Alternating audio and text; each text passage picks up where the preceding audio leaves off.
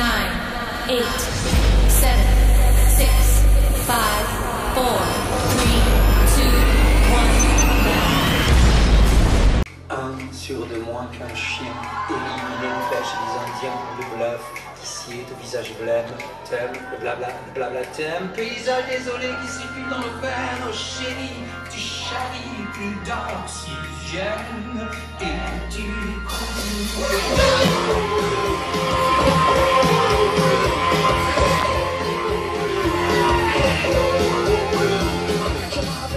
Bonjour, bonsoir à toutes et à tous. Petite vidéo de Chris d'Areos Movie. Donc, ça doit être la troisième, je crois, de l'année 2019, de la saison 2019. Donc pas mal de petites choses à vous présenter. On va commencer tout de suite dans le bois dur, essayer de pas faire une vidéo trop longue, trop embêtante pour vous. Allons à l'essentiel. Si j'arrive à le faire, c'est pas sûr, c'est pas gagné. Vous savez que j'aime bien vous parler, donc généralement, vu que je ne prépare rien, je ne peux pas prédire l'avenir sur ce que je vais avoir envie de dire sur tel ou tel film ou telle chose. C'est ça, c'est la grande inconnue. On plonge dans l'inconnu. Alors, le premier film, c'est le Metal Pack dans nos troubles, donc le Mégalodon. Alors, bon, une distribution qui fait envie au départ, hein, avec Jason Statham, qui est un acteur que j'aime beaucoup. Les films de requins, j'adore. Là, bon, on parle pas d'un requin blanc, hein, on parle du requin maxi modèle, hein, du requin qui a pris des substances illicites ou je sais pas, mais putain, la bébête quoi. Donc, écoutez, j'ai vu le début, mais j'ai été hyper claqué, j'avais bossé de matin, j'étais vraiment pas dans les bonnes dispositions pour voir ce film. Donc je vais pas en parler de façon critique très objective. Visuellement c'est très joli au niveau du son aussi, voilà ce que je peux vous dire pour l'instant. Jason Statham a toujours ses abdos, ça on l'a vu aussi, hein, parce qu'il peut pas se passer un film sans qu'il montre son corps sculptural de quinquagénaire hein, quand même, donc le mec a la forme, il le montre, il a bien raison. Et puis voilà. Je sais pas si on va voir, pour rester dans le caricatural, des meufs en maillot de bain avec des gros nichons, mais si c'est ça, ça sera parfait, un petit peu de sang, et puis on sera bien dans le film de requin, comme il se doit. Je vais baisser un petit peu le son, donc vous avez reconnu Chaka Ponk, hein. Donc là, cette chanson-là, c'est Palabrémie à mort, donc avec Monsieur Kanta de Noir Désir, donc qui n'est pas là lors du concert, et puis qui a créé pas mal de polémiques, on peut le dire, mais cette chanson-là, j'aime vraiment beaucoup. De toute façon, Chaka Ponk, c'est un très bon groupe. Ils sont très bons dans la création de titres, hein, de musique, mais aussi dans la reprise où ils font des trucs exceptionnels d'ACDC ou de Nirvana, entre autres. Deuxième steelbook, celui des larmes du soleil, Tears of the Sun, donc avec l'excellent Bruce Willis. Hein. Maintenant, je dis excellent parce que je vous dis, tous les tout derniers films qu'il a fait, ils sont bons. Et puis tout ce qu'il a fait au début aussi, c'est très bon. Donc on va oublier les quelques films de merde qu'il a fait pour manger, entre guillemets, pour gagner un peu d'argent, voilà, et où il n'a pas été très sélectif. Mais ça reste un très très grand du cinéma. Très très beau steelbook, hein, honnêtement. Bon, j'ai déjà mis une protection, mais avec un effet glossy sur le personnage et sur le titre. Il n'y a pas d'embossage, pas de débossage, pas de type cadre, pas de voilà tout ce que vous pouvez imaginer. Mais il est très très joli. Il était à un prix surtout très accessible. Donc je suis content d'avoir ce film qui est très très bon. Donc en gros, Monsieur Bruce Willis, militaire, est chargé de ramener Monica Bellucci, qui est une personne qui fait dans l'humanitaire, qui est doctoresse, je crois. Je sais plus quel pays d'Afrique, mais en gros, il doit la sortir de là. Ils prennent l'option finalement de pas prendre l'hélicoptère et d'abandonner tous les gamins sur place, mais de essayer d'amener tout le monde à bon port à une autre destination parce que c'est en pleine guerre civile. Voilà, donc un très très bon film d'action, très très humain. Voilà, j'en ai de très très bons souvenirs, en gros. Pour résumer. Donc on va rester dans le Bruce Willis toujours avec le dernier recours, pardon. Donc un film de Walter Hill. Donc là on parle d'une époque où en gros il n'y a qu'un film, un film sur cette époque-là, un peu époque prohibition, etc. Du début des années 1900 aux États-Unis, il n'y en a pas des masses avec Bruce Willis. Je pense que c'est même le seul. Donc c'est un très très bon film. Il fait face à Christopher Walken. Voilà, que vous dire de plus, voilà, de familles rivales qui se mènent une guerre sans merci dans une petite ville du Texas. Passage obligé de l'alcool de contrebande qui arrive par camion. Vous voyez, bon, j'étais bien dans le thème de la prohibition, je ne me suis pas trompé.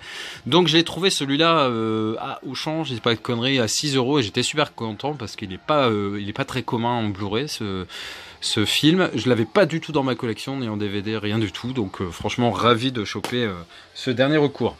Il y a quelques temps, Adrien, quand on s'était baladé en Belgique, avait trouvé Otage avec toujours Bruce Willis, qui est un très très bon Bruce Willis, encore une fois.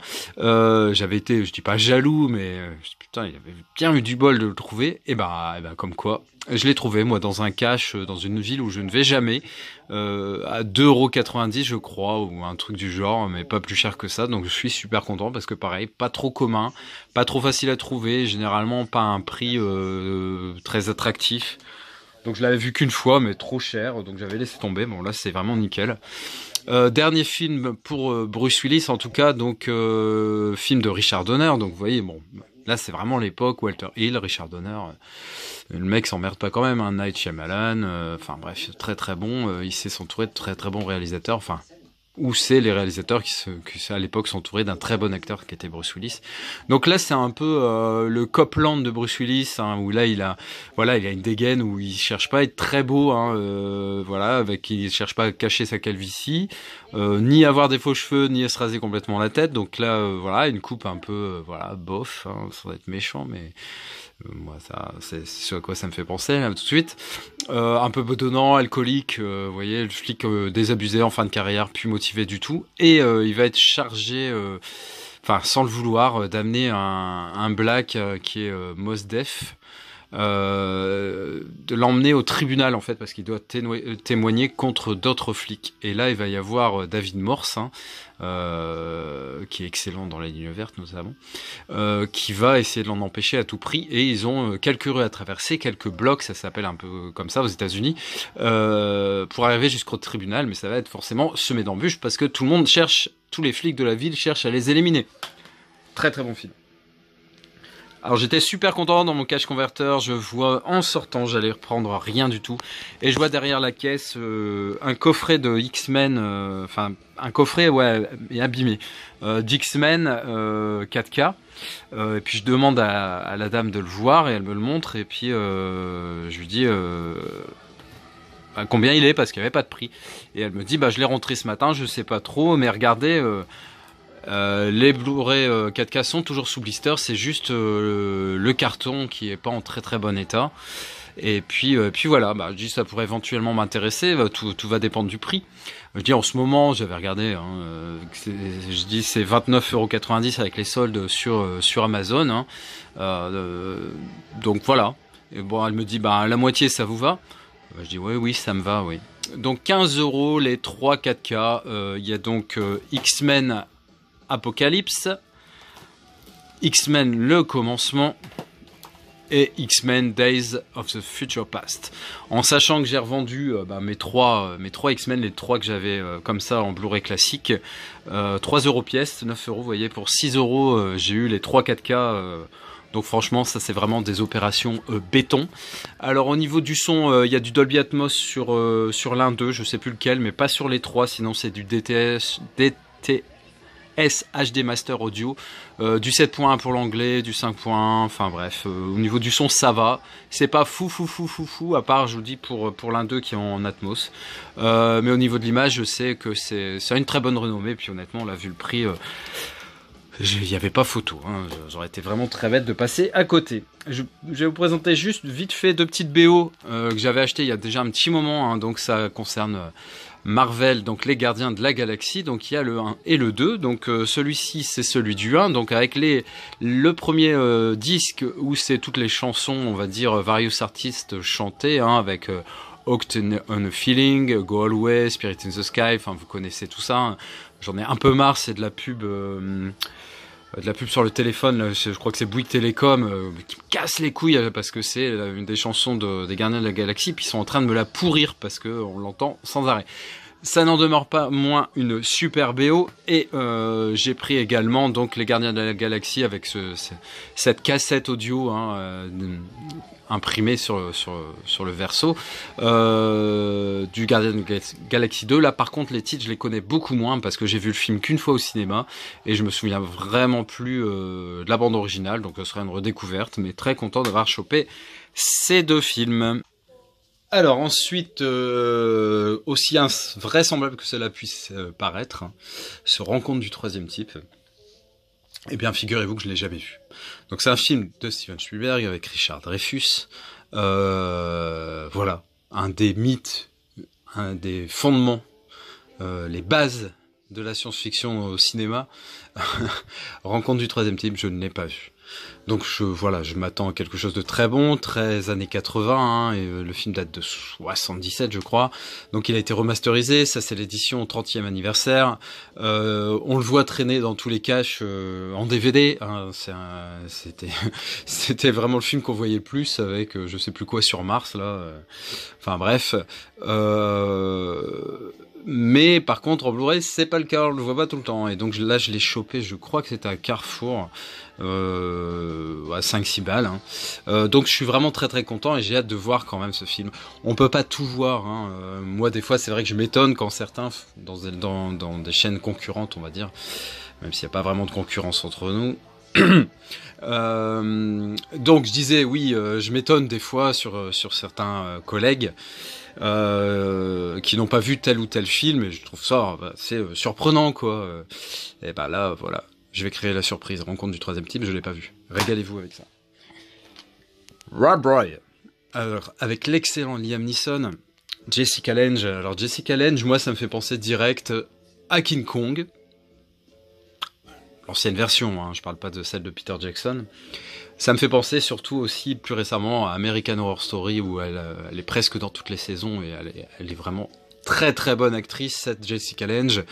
Et là Liam Neeson, donc c'est Rob Roy, pareil, pas évident à trouver en Blu-ray, c'est une édition italienne avec la VF évidemment, donc film si je me souviens bien, parce que là je vais pas pouvoir m'aider du résumé, forcément, l'italien j'en trêve que dalle. Donc ça se passe au XVIIIe siècle en Écosse. En gros, je crois pour une histoire d'argent, il va rentrer en conflit Liam Neeson contre Monsieur Ross, qui est un Anglais, et ça va faire un peu un Braveheart, mais une autre époque, en gros, donc plus XVIIIe siècle. J'ai des souvenirs très très lointains de ce film, mais je pense ne pas être déçu du tout, et je suis surtout très très content de l'avoir trouvé en Blu-ray. Alors, Adam Sandler, j'aime beaucoup, mais j'aime encore plus Salma Hayek. Quand j'ai vu ce film-là en Blu-ray, c'est pareil, j'ai un coffret avec le 1 et 2 hein, de Copains pour toujours, un Grown Ups. J'ai pas pu résister parce que putain que j'adore ces deux films. Vraiment les comédies US comme je les kiffe. Musique, belles filles, des belles histoires d'amitié aussi, beaucoup de gags, des situations comiques, vraiment tout est réuni. J'aime vraiment beaucoup. J'ai reçu aujourd'hui, donc vous voyez, des fois je vous présente des trucs que j'ai achetés il y a des mois et j'avais pas eu l'occasion de vous les présenter, mais ça je vais vous le présenter aujourd'hui. Donc après la poursuite du diamant vert, il y avait le diamant du Nil avec la chanson de Billy Ocean, When the going gets tough, the tough get going. Donc film avec Michael Douglas, Kathleen Turner et l'excellent Danny DeVito qui se fait trop rare, Danny DeVito. D'ailleurs je vais vous présenter un autre film où il joue dedans quand même. Donc Indiana Jones, la caverne se tenir. Bon, je vous cacherai pas que ça n'a pas la saveur d'un Indiana Jones. Ça a plus la saveur d'Alan Quaterman. Un peu mieux qu'Alan Quaterman à mon sens. Bon, Alan Quaterman c'était Sharon Stone, la belle. Là c'est Kathleen Turner. Tandis que Indiana Jones, lui, ratisse plus large. Dans chaque épisode, il a une nouvelle meuf. Voire plusieurs. Donc voilà, c'est un peu le James Bond de l'aventure Indiana Jones. Donc le Diamant du Nil, très content de l'avoir, je l'avais en DVD, je suis ravi de l'avoir en Blu-ray, voilà, j'ai envie de le revoir. Voilà, ça s'explique pas plus que ça. Le Diamant du Nil, très très bon. Très très bon de l'avoir trouvé. Après très très bon à voir, je vous confirmerai ça ou vous infirmerai la prochaine fois. Alors, je vous parlais de Danny DeVito qui se faisait trop rare. J'ai chopé ce voisin contre voisin, donc Danny DeVito, Matthew Broderick. Donc là, c'est vraiment au moment de Noël. En gros, c'est deux voisins qui vont se faire la guerre à celui qui a la plus grosse décoration de Noël. Ils veulent que ça soit vu depuis la Lune, je crois, si je me souviens bien, ou un truc comme ça. Enfin, voilà, ça doit être vu. Impressionnant du monde. Visible de l'espace, oui, donc de l'espace. Donc voilà, situation comique, et puis montrer que finalement, la jalousie et l'envie de faire mieux que l'autre amène à des situations de dingue, à être complètement déraisonnable, voire à la limite de la folie. Voilà. Donc n'essayez pas de copier les autres, et puis ça ira très bien. N'essayez pas de les surpasser, parce que sinon après c'est la surenchère. Donc voisin contre voisin. Délire Express avec Seth Rogen et James Franco. James Franco qui est capable effectivement aussi bien de jouer dans des comédies que des films dramatiques, que des films d'action. Donc, si je me souviens bien, c'est une histoire d'herbe, de drogue, de marijuana qui s'appelle le Délire Express. Voilà, c'est leur petit délire à eux deux. Mais à un moment, sur une scène de crime, je crois qu'ils vont laisser quelque chose qui va permettre de les identifier. Je crois même que c'est leur drogue. Et du coup, il y a un peu tout l'univers criminel de leur ville qui va chercher à les supprimer. Et donc, entre la paranoïa due à leur consommation d'herbe ou la réalité, tout s'en mêle, et ça donne franchement un film bien délire. Deux films à vous présenter. Un léger, très léger, Les Petits Champions, un Disney que j'avais chopé, une brocante, vous voyez, donc il y a un moment que je dois vous le présenter, hein, et il passait toujours en dessous du tas.